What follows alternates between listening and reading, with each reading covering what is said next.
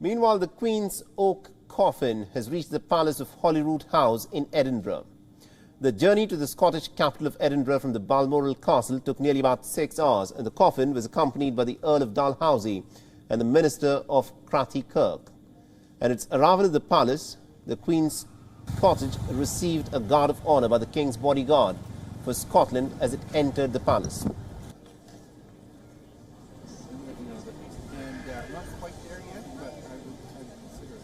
And a military party carried the coffin into the throne room, where it will remain until Monday afternoon. On Monday, there will be a procession that will take the coffin to St. Giles' Cathedral on the city's Royal Mile. Now, King Charles III and Queen Consort Camilla will travel to Edinburgh for the event.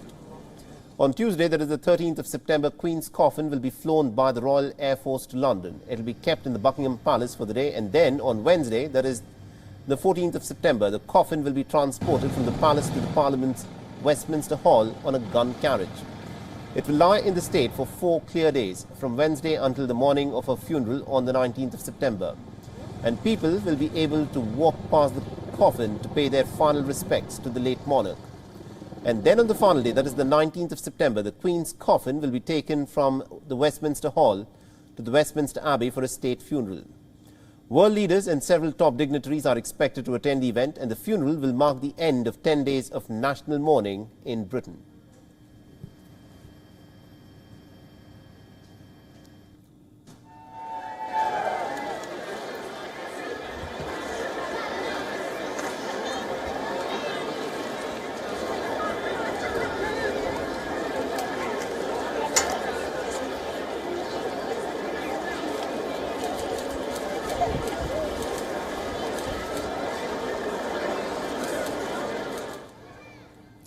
Now, the United Kingdom is preparing to bid its goodbye to late Queen Elizabeth II, and amidst this, many royal family enthusiasts are very curious about the participation of the Queen's corgis in her funeral.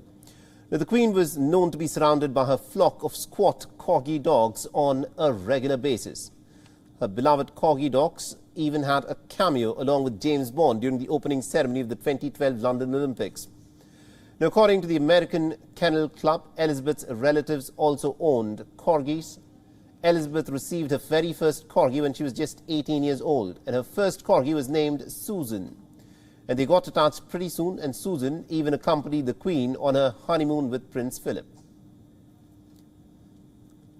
And many of Elizabeth's corgis descended from Susan's line, and they were raised by exclusive breeders at the Windsor Castle. And Elizabeth owned nearly about 30 corgis throughout her life, and the official breeding program based around Susan came to an end in 2002. The last dog related to Susan died in 2018, and corgis were a major part of the Queen's life. Elizabeth is survived by 4 dogs, and this includes a corgi, which is a crossbreed between a Dachshund and a corgi. A Cocker Spaniel and also 2 dogs are corgis. Since the 4 dogs have survived her, it is highly likely that they could be a part of her funeral.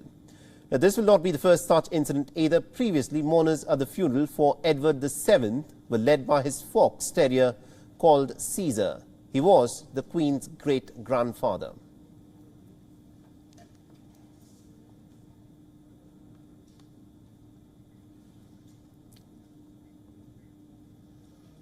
WION is now available in your country. Download the app now and get all the news on the move.